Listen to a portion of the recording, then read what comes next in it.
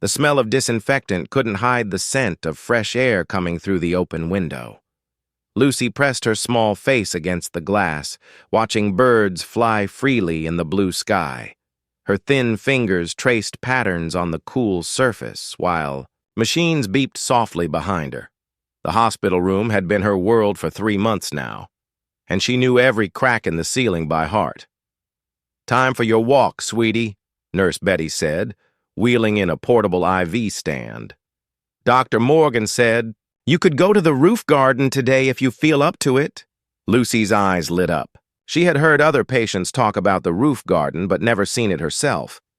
Her legs felt wobbly as she stood, but excitement gave her strength. The elevator ride seemed to last forever, each floor bringing her closer to something new. The roof garden was smaller than she had imagined, but it felt like paradise. Real grass grew in neat patches between concrete walkways. Flowers she couldn't name bloomed in colorful clusters. A few benches sat empty in the afternoon sun. Lucy walked slowly, dragging her IV pole behind her, drinking in the fresh air and open space. That's when she heard it. A low rumbling sound came from behind the maintenance shed at the far end of the garden. Most people would have walked away, but Lucy had always been curious about hurt animals. Her mother said it was both, her best and worst quality. She approached the shed carefully, her bare feet silent on the warm concrete. The rumbling grew louder, like a big cat purring but much deeper. Lucy peeked around the corner and gasped. A massive creature lay curled behind the shed, its body easily 20 feet long. Scales covered its hide, shimmering between deep blue and silver in the sunlight. Wings, larger than Lucy had ever imagined possible, were folded tight against its sides. One wing looked torn and bloody. The creature's head was the size of a small car, with a long snout filled with teeth that could crush bones. But its eyes, golden and ancient, held no anger or hunger, only pain and sadness. Lucy should have screamed. She should have run back to the elevator and told the adults. Instead, she stood there watching the magnificent being breathe slowly in and out. Blood pooled beneath its injured wing, and she could see other wounds along its massive body. "Can I sit here?" she asked quietly, pointing to a spot near the creature's head. The golden eyes opened wider, focusing on the small human child. The creature's head lifted slightly, studying her with obvious surprise. Lucy didn't move, waiting patiently for an answer like her mother had taught her. After a long moment, the great head nodded once. Lucy sat down carefully, making sure not to tangle her IV line. Up close, she could see that the creature's scales weren't just blue and silver. They held hints of purple and green, like oil on water. The smell was strange but not unpleasant, like rain on hot stones mixed with something wild and free. "You're hurt," Lucy observed, looking at the damaged wing. "That looks like it really hurts." The creature made a sound deep in its chest, not quite a growl, but not quite a sigh. Its golden eyes never left her face. "I'm hurt too," Lucy continued, touching the IV tube in her arm. "But on the inside mostly. The doctors say my blood is sick. That's why I have to stay here and get medicine through this tube." She held up the IV line. "Are you getting medicine for your wing?" The creature's expression shifted, and if Lucy didn't know better, she would have said it looked confused. It shook its massive head slowly. "Oh, that's not good. Hurt things need medicine to get better. My mom always says so." Lucy looked around the roof garden. "But I guess there aren't any doctors up here who know how to help dragons."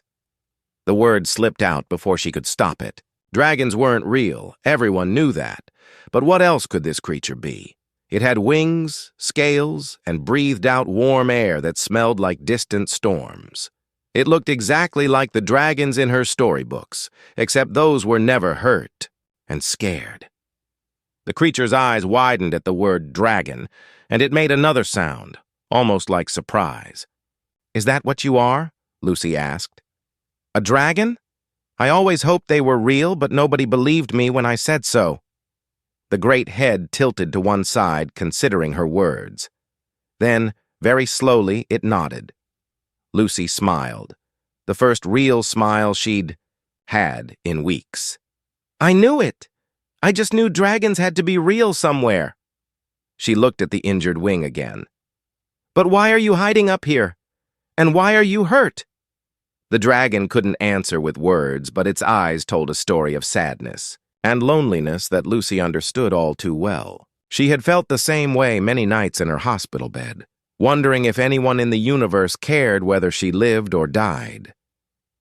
"It's okay," she said softly. "I won't tell anyone you're here. Sometimes hiding is the only safe thing to do."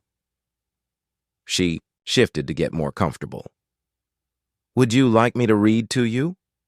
I brought a book about dragons, actually. It might be nice to hear what humans think dragons are like." The dragon's expression softened, and it settled its great head more comfortably on the concrete. Lucy took that as a yes.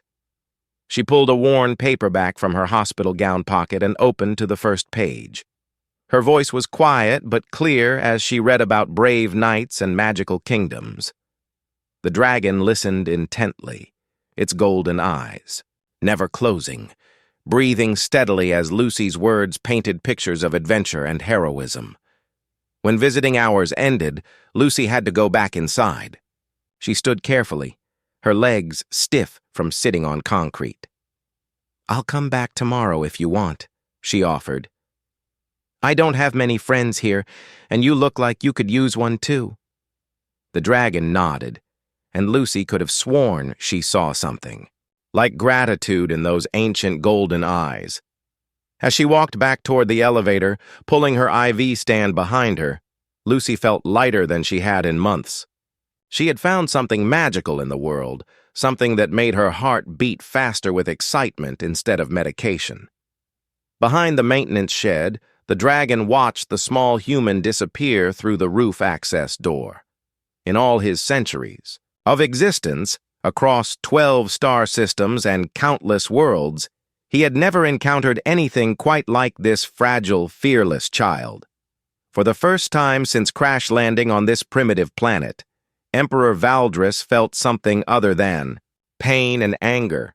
He felt curiosity about what tomorrow might bring. Lucy woke before dawn, excitement bubbling in her chest like warm soda. The night had crawled by slowly as she thought about the dragon on the roof. Part of her wondered if it had all been a dream brought on by too much medicine. But her heart knew better. Something magical was waiting for her upstairs. She waited impatiently through breakfast, blood tests, and the morning doctor visit. Dr. Morgan frowned at her chart, tapping his pen against the clipboard. "Your numbers look better today, Lucy. Whatever you did yesterday, keep doing it. Your white blood cell count is up for the first time in weeks." Lucy nodded seriously, trying not to smile too wide. She had a feeling her dragon friend had something to do with her improvement, though she couldn't explain how. Finally, Nurse Betty arrived with the portable IV stand. "Ready for another trip to the garden? You seem excited today." "I like the fresh air," Lucy said, which was true enough. The elevator ride felt even longer than yesterday. Lucy's hands shook slightly as she pushed through the roof access door. What if the dragon was gone? What if someone had found him and called animal control? What if he had decided she was too annoying to visit again? But as she rounded the maintenance shed, relief flooded through her. The dragon was still there, though he had moved closer to the wall where the shade was deeper.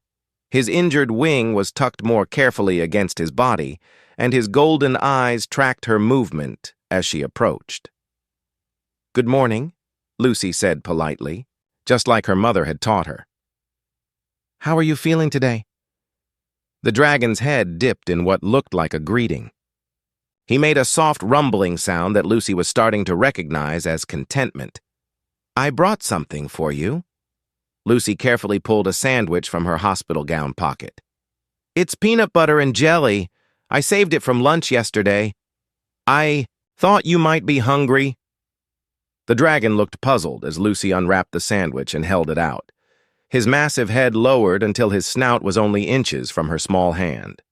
He sniffed delicately, then opened his mouth just enough to take the sandwich with surprising gentleness. Lucy felt warm breath on her fingers, but no teeth touched her skin. She watched in fascination as the dragon chewed thoughtfully. His expression was hard to read, but she thought he looked surprised by the taste. "Do you like it?" "I know it's not much, but it's my favorite food. Mom makes them better, but the hospital ones are okay too." The dragon swallowed and made an approving sound deep in his throat. Lucy beamed with pride. "I brought the book again too if you want to hear more stories." She settled into her spot from yesterday, careful not to pull on her IV line. "This chapter is about a princess who makes friends with a dragon. She's not scared of him at all, just like I'm not scared of you." As Lucy read, she noticed the dragon's breathing was deeper and more relaxed than yesterday.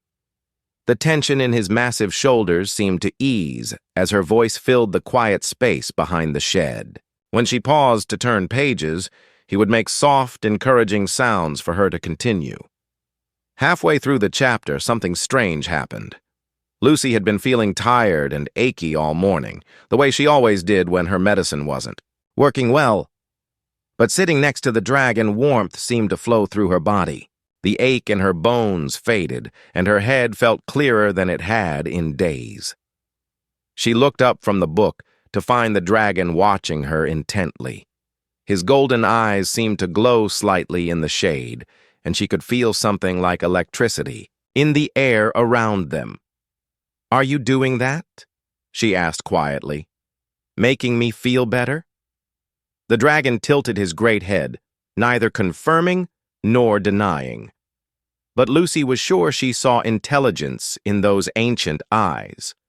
Far more intelligence than any animal should have. "You're not just a regular dragon, are you?" Lucy continued. "You're something special, something important." The dragon's eyes widened slightly, and he made a sound that was almost like surprise. Lucy smiled. "It's okay. I won't ask too many questions.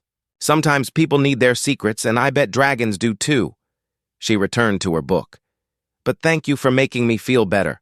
I haven't felt this good in a long time." As the days passed, Lucy's routine became centered around her visits to the roof garden. She would save parts of her meals to share with the dragon, though she noticed he never seemed very hungry. She read him stories, told him about her life before the hospital, and sometimes just sat quietly while he dozed in the afternoon sun. The dragon's wounds were healing with remarkable speed. The torn wing was mending itself, and the other injuries along his body were fading to thin scars. Lucy wondered if dragons healed faster than other animals, or if her company was somehow helping. More importantly, her own health was improving, dramatically. Dr. Morgan was amazed by her progress, running extra tests to understand why her condition was stabilizing so suddenly. Lucy's energy increased daily, and she was able to walk longer distances without getting tired. "It's like something is boosting your immune system," Dr. Morgan told her parents during one of their visits. "Whatever changed 3 weeks ago, we need to keep it up." Lucy exchanged a secret look with her mother, who had always encouraged her daughter's belief in magic and wonder. Her mother didn't ask questions, but Lucy caught her looking toward the ceiling sometimes, as if she knew something special was happening on the roof. One afternoon, as Lucy read a story about brave knights, the dragon suddenly lifted his head and looked toward the sky. His nostrils flared, and he made a sound Lucy had never heard before, low and urgent. "What is it?" she asked, following his gaze upward. The sky looked normal to her, blue and dotted with white clouds, but the dragon seemed agitated, his golden eyes scanning the heavens as if searching for something. His tail, which usually lay still, twitched with nervous energy. After several minutes, the dragon relaxed, but Lucy noticed he kept glancing skyward throughout the rest of her visit. Something was coming, something that made even a dragon nervous. That night, Lucy lay in her hospital bed thinking about her friend. She was getting stronger every day, strong enough that she might be able to go home soon. The thought should have made her happy, but instead she felt worried. What would happen to the dragon when she left? Who would bring him food and read him stories? More troubling was the way he had acted that afternoon. Dragons in stories were never afraid of anything, but her dragon had definitely been scared. What could frighten something so large and powerful? As she drifted off to sleep, Lucy made a promise to herself. Whatever was worrying her friend, she would find a way to help him. He had made her better when she was sick and lonely. Now, it was her turn to take care of him. Outside her window, high above the Earth's atmosphere, ships moved through the darkness of space. They carried beings who had searched the galaxy for their missing emperor, following a faint signal that had finally led them to this small blue planet. The hunt was almost over. Lucy collapsed halfway to the maintenance shed, her IV stand clattering against the concrete. The improvement in her health over the past weeks had been so steady that nobody expected the sudden downturn. Her blood tests that morning showed numbers, worse than when she had first arrived at the hospital. She lay on the warm concrete, breathing hard and fighting waves of dizziness. The medicine that had been helping her fight the disease wasn't working anymore. Dr. Morgan had used words like aggressive progression and limited options when talking to her parents. Lucy understood enough to know she was running out of time, but she had promised to visit her dragon friend, and Lucy always kept her promises. Slowly, she pulled herself to her hands and knees, then used the IV stand to help her stand. Each step toward the shed felt like running a marathon, but she forced herself to keep moving. The dragon would be worried if she didn't come. As she rounded the corner, she saw him immediately lift his great head.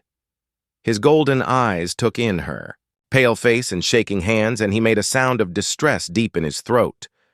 "I'm okay," Lucy lied, sinking down beside him more heavily than usual. "Just having a bad day." The dragon's nostrils flared, and Lucy realized he could probably smell the sickness on her, the way animals sometimes could. His expression grew troubled as he studied her face. "The doctors say the medicine isn't working anymore," Lucy admitted, quietly. "They're going to try different medicines, but—" She trailed off, not wanting to say the words out loud. The dragon moved closer, his massive head lowering until it was only inches from her. She could feel warm breath on her face as he examined her with obvious concern. Then he did something he had never done before. He very gently touched his snout to her forehead. The world exploded into light and sensation.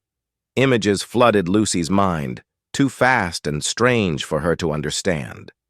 She saw vast ships sailing between stars, cities that floated in space, and beings that looked like her dragon but stood upright like people. She saw battles fought with weapons that turned whole planets to dust, and councils where creatures from 100 different worlds gathered to make decisions that affected billions of lives. And through it all, she felt the dragon's mind touching hers, ancient and vast and sad beyond human comprehension. When the visions ended, Lucy found herself lying on her side with the dragon's great head curved protectively around her.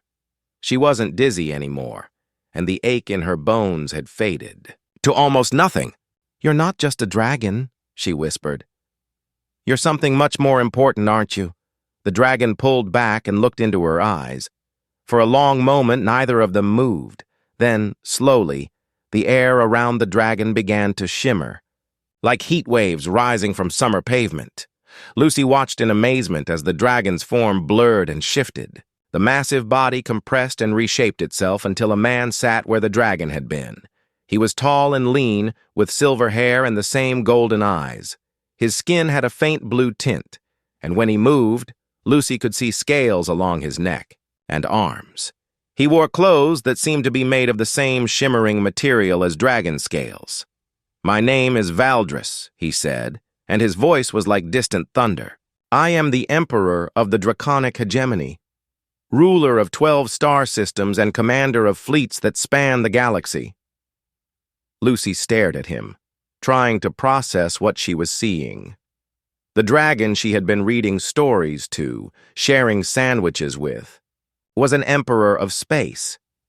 It should have been impossible to believe, but after everything she had experienced, it felt like the most natural thing in the world. "Why are you here?" she asked. "Why were you hurt and hiding?" Valdris's expression grew dark. "There are those who would see me dead and my empire destroyed. They attacked my ship as I traveled between worlds. I barely escaped, but my vessel was damaged. I crashed on your planet and took dragon form to hide while I healed. And now they've found you," Lucy said, remembering how he had looked at the sky with such worry. "My people have found me," Valdris corrected. "But yes, it is likely my enemies know where I am as well. I will have to leave soon before I bring danger to your world." Lucy felt her heart sink. She had known this day would come, but she wasn't ready to say goodbye. Not when she was getting sicker and her friend was the only thing that made her feel better. "I wish I could come with you," she said quietly. "I wish I could see all those places you showed me in my mind." Valdris leaned forward, his golden eyes intense. "Lucy, your sickness. It is in your blood, yes? Your body cannot make the right cells to fight disease?" Lucy nodded, surprised he understood so much about her condition. "My people have medicine that could cure you completely, but it would require changing your body in ways that cannot be undone. You would become something between human and dragon, able to live for centuries instead of decades." Lucy's breath caught in her throat. "You could really cure me?" "Yes, but there would be consequences. Your world is not ready to know that other species exist. If I cure you, you would have to come with me, at least for a while. You could never be a normal human child again." Lucy thought about this carefully. She thought about her parents, who would be heartbroken to lose her. She thought about Earth, the only home she had ever known. Then she thought about dying slowly in a hospital bed, never seeing the stars or flying through space or meeting the incredible beings she had glimpsed in Valdris's memories. "Would I still be me?" she asked. "You would still be Lucy. But you would be more than you are now, stronger, able to heal faster, connected to me across any distance. You would be the first of your kind."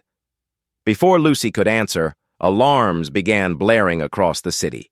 Emergency broadcasts crackled from radios and televisions. As people looked up at the sky in terror, massive ships had appeared above Earth's major cities, their hulls gleaming in the sunlight. Valdris stood quickly, his form already beginning to shimmer back toward dragon shape. "They have come for me. I must go before your people are hurt." "Wait!" Lucy struggled to her feet, her body weak but her voice strong. "Take me with you, please. I don't want to die in a hospital bed. I want to see the stars." Valdris paused, looking down at the small human child who had shown him kindness when she had every reason to fear him. In her eyes, he saw courage that would shame warriors and compassion that could heal worlds. "Are you certain?" he asked. "Once this is done, there is no going back." Lucy smiled, the same bright smile she had given him on that first day when she asked if she could sit beside him. "I'm certain. Besides, someone needs to teach you how to make proper peanut butter and jelly sandwiches." Despite everything, Valdris found himself smiling back. In all his centuries as emperor, no one had ever worried about his sandwich-making skills. "Very well," he said. "But first, we must save your world from a war it is not ready to fight." Above them, the ships continued to descend, and the fate of two species hung in the balance. Military jets screamed overhead as world leaders shouted into phones and emergency meetings convened in bunkers deep underground. The massive ships hovering over Earth's cities made no aggressive moves, but their very presence sent panic rippling across the globe. News anchors struggled to find words for what everyone was seeing, and children pressed their faces to windows while their parents pulled them away. In the hospital, doctors and nurses ran through corridors as patients were moved to lower floors. Lucy could hear the chaos even from the roof garden, but she stayed focused on Valdris as he paced back and forth in his human form, his golden eyes fixed on the sky. "My fleet commander is trying to be diplomatic," he said, "but your world's military forces are taking defensive positions. One mistake, one nervous pilot firing a missile, and thousands of innocent people will die." Lucy watched him struggle with the decision, understanding more than most adults would have. She had seen the gentleness in him, the way he cared about others even when they couldn't help themselves. It was the same quality that had made him stay hidden rather than demand help for his injuries. "They came because they were worried about you," she said quietly. "Your people love you."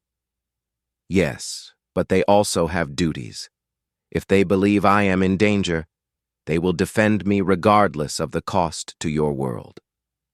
Valdris stopped pacing and looked down at her. "There is a way to prevent bloodshed, but it means revealing myself to your leaders. It means breaking laws that have protected primitive worlds for millennia." "What laws?" Lucy asked. "The Galactic Council forbids contact with species that have not achieved interstellar travel. Your world is under protection, but that protection means isolation until you develop the technology to reach other stars on your own." His expression grew troubled. "If I reveal myself now, your world will be judged ready or not ready for galactic contact. If the Council decides you are not ready, your entire species could be relocated to preserve galactic stability." Lucy felt her stomach drop. "Relocated? Where?" "To colony worlds where you would be safe but cut off from your home forever." The weight of the decision settled over both of them. Save Earth from immediate war but risk losing it forever.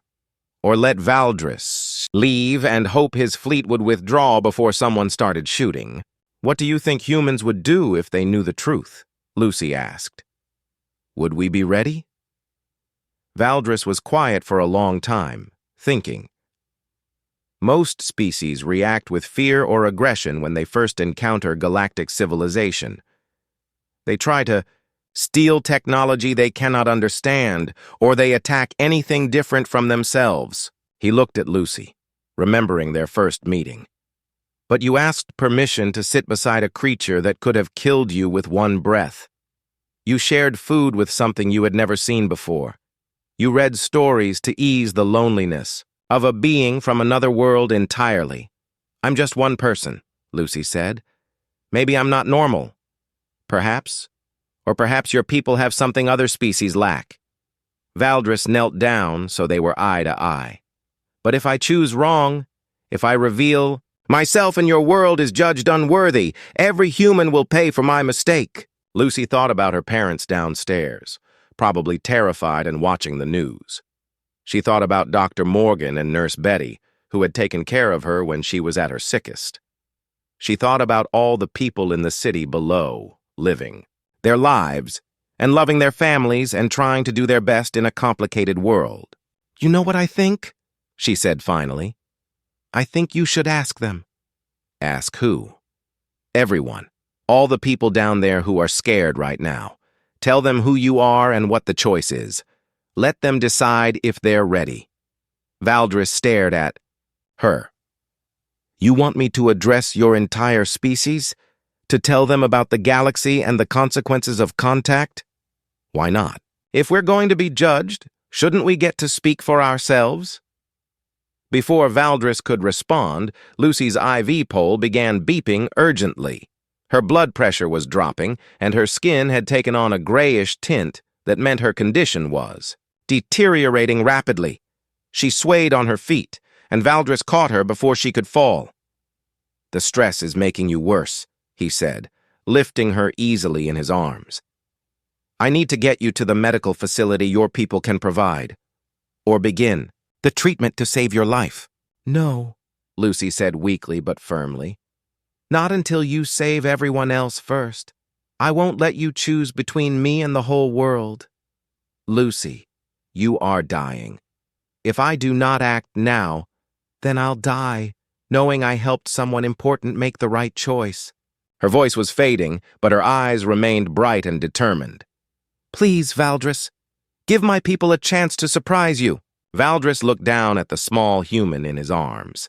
This child who was willing to sacrifice herself so that billions of strangers could have a voice in their own fate. In that moment, he understood why the galaxy feared humanity's potential. It was not their technology or their weapons that made them dangerous. It was their capacity for selfless courage. Very well, he said quietly, but I will not let you die for this choice. He gently placed Lucy on the ground and stepped back. His form began to shimmer and expand as he took his true dragon shape once more. But this time, instead of hiding behind the maintenance shed, he launched himself into the sky with powerful wing beats that sent dust swirling across the roof garden. Lucy watched through fading vision as Valdris rose toward the ships above the city. She could hear new commotion from the hospital below as people saw the dragon flying toward the alien fleet. Part of her wondered if she would live long enough to see how the story ended. High above the city, Valdris spread his wings wide and broadcast a message on every frequency that Earth's communication systems could receive. His voice filled every radio, every television, every smartphone on the planet. People of Earth, he said, his words calm and clear despite the chaos around him. I am Emperor Valdris of the Draconic Hegemony. For 3 weeks, I have lived among you while recovering from injuries. In that time, one of your children showed me kindness I did not expect, and friendship I did not deserve. On the roof garden, Lucy smiled weakly as she listened to his words echoing from the speakers inside the hospital. Now I must ask you to make a choice that will determine the future of your species. You are not alone in the universe, and it is time you knew the truth about what lies beyond your world. But knowing that truth comes with consequences. Valdris explained the Galactic Council, the laws protecting primitive worlds, and the judgment that contact would bring. He told them about the choice between isolation and the risk of forced relocation. He spoke of other species who had failed, the test, and paid the price for their failures. But I have seen something in humanity that gives me hope, he continued. I have seen courage without selfishness, compassion without weakness, and wisdom in the most unlikely place. The choice is yours to make, not mine.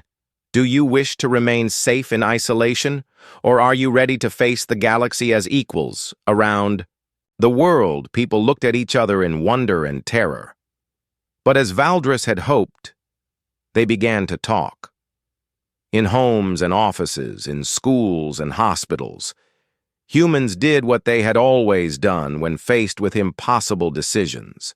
They chose to face the unknown together. 3 months later, Lucy stood on the observation deck of the starship Harmony, watching Earth turn slowly below her. The blue and white marble looked smaller from this distance, but no less beautiful. She pressed her hand against the transparent metal of the viewport, marveling at how much had changed since that first day in the hospital garden. The treatment Valdris had given her worked beyond anyone's wildest hopes. Her blood sang with new strength, and her body had grown several inches in just weeks. Silver scales now traced delicate patterns along her arms and neck, and her eyes had developed gold flecks that made them shine in bright light. She was still. Lucy, still 8 years old at heart, but she was also something entirely new in the universe. The medical team on Earth says your parents are doing well with the transition, Valdris said, joining her at the viewport. He wore his human form most of the time now, though Lucy had learned to recognize when he was about to shift by the way the air shimmered around him. They're scared, but excited, Lucy replied. Mom cried when she saw the pictures of the schools on New Terra. She never thought I'd be able to run and play like other kids. The past 3 months had been the most chaotic in human history, but also the most hopeful. Earth's response to Valdris's revelation had surprised even him. Instead of panic and violence, Most humans had reacted with curiosity and determination. Yes, there had been some groups that demanded the aliens leave and others that wanted to steal their technology by force, but the majority of people had done something unprecedented in galactic history. They had organized, within days of first contact. Every nation on Earth had put aside their differences to form a unified response to the galactic community. They established the Terran Contact Council, elected representatives from every continent, and began preparing for the evaluation that would determine their species' future. The Galactic Council had been skeptical. Most primitive worlds fell into chaos when faced with the reality of galactic civilization. But humanity had demonstrated remarkable unity in the face of the unknown, and their rapid organization impressed even the most conservative council members. The evaluation had taken weeks.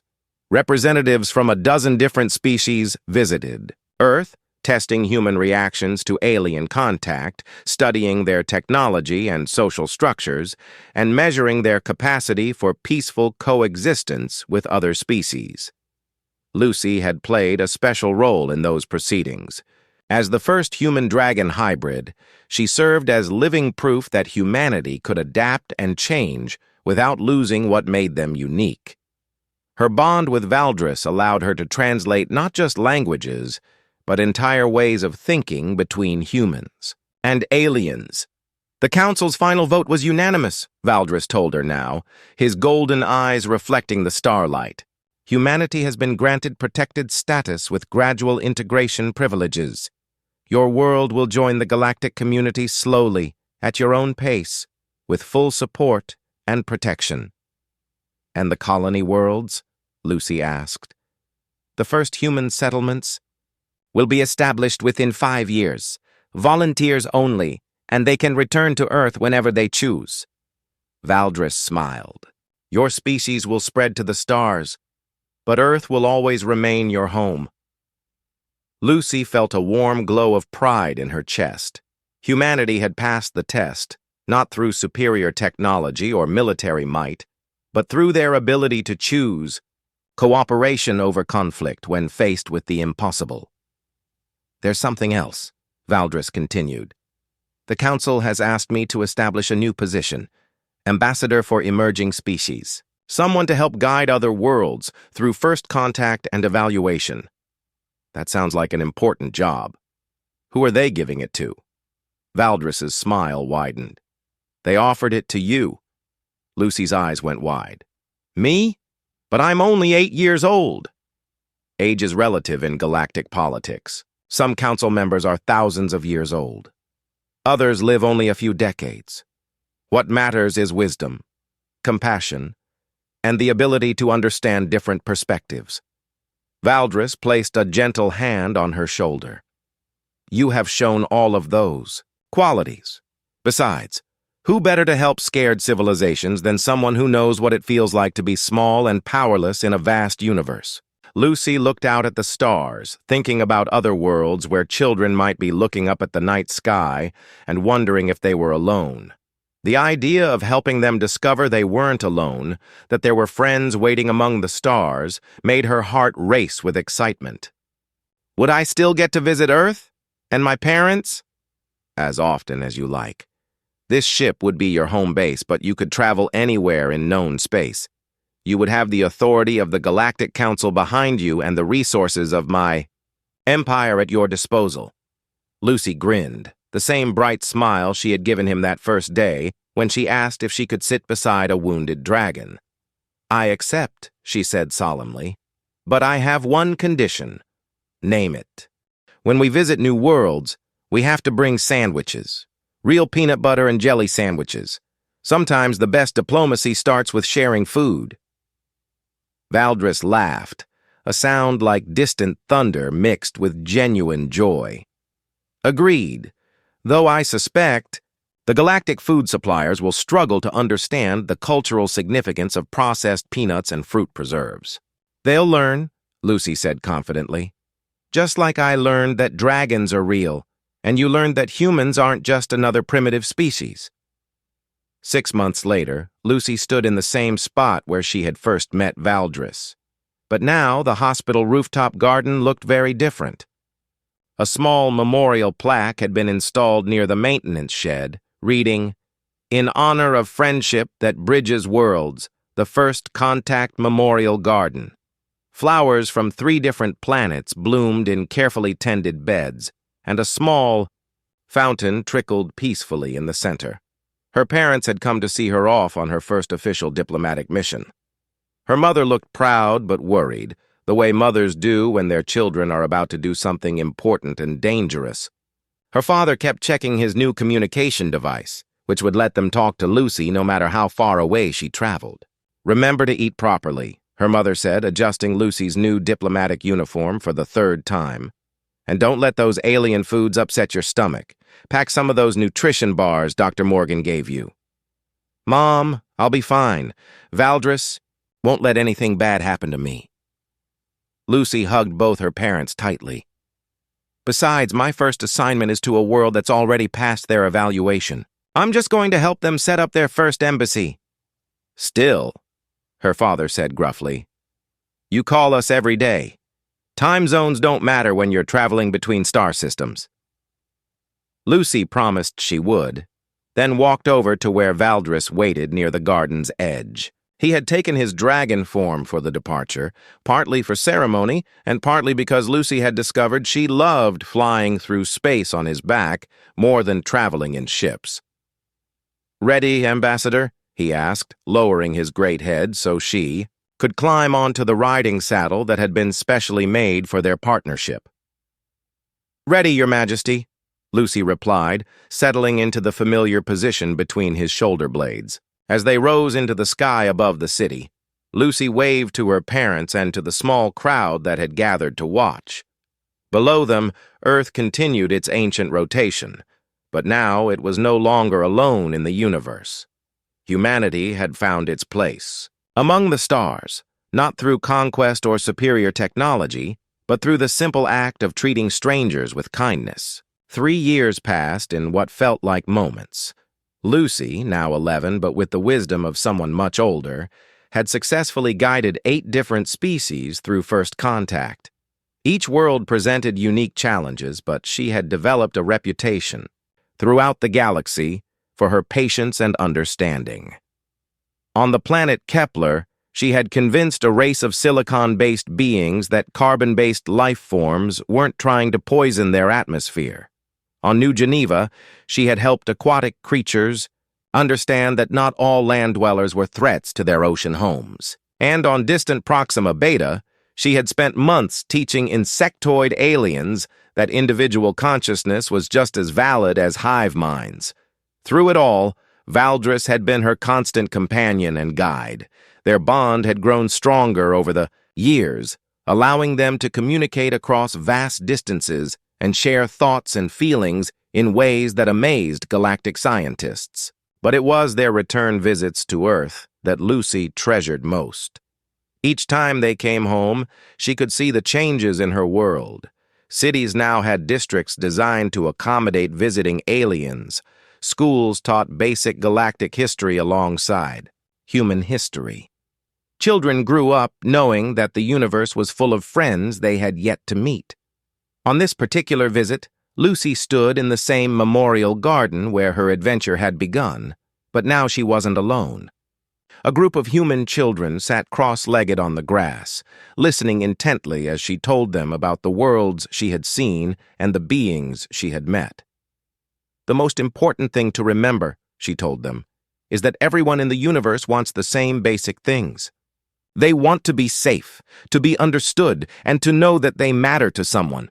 It doesn't matter if they have scales or tentacles or breathe methane instead of oxygen. Inside, we're all more alike than different." A small boy raised his hand. "Ambassador Lucy, what was the scariest thing you ever saw in space?" Lucy thought for a moment. "The loneliness," she said finally. "There are species out there who have been alone for so long they forgot how to trust anyone. But do you know what the most beautiful thing is? Watching them remember how to make friends again." As the children asked more questions, Valdris watched from his resting place near the memorial plaque. He had ruled an empire for centuries, commanded fleets that could destroy solar systems, and made decisions that affected billions of lives. But nothing in his long existence had given him more satisfaction than watching this small human child grow into someone who could heal the universe one friendship at a time. The galaxy was vast and often dangerous, filled with species that had forgotten how to see past their differences. But as long as there were beings like Lucy in the universe, beings who would ask politely if they could sit beside a stranger and share their sandwich, there was hope for everyone. In the end, the greatest lesson humanity had taught the galaxy wasn't about technology or warfare or even diplomacy. It was that sometimes the most powerful force in the universe was an 8-year-old girl who believed that everyone deserved kindness, even wounded dragons hiding behind maintenance sheds. The stars had always been there, waiting. But it took a child's courage and compassion to show the galaxy how to reach them together.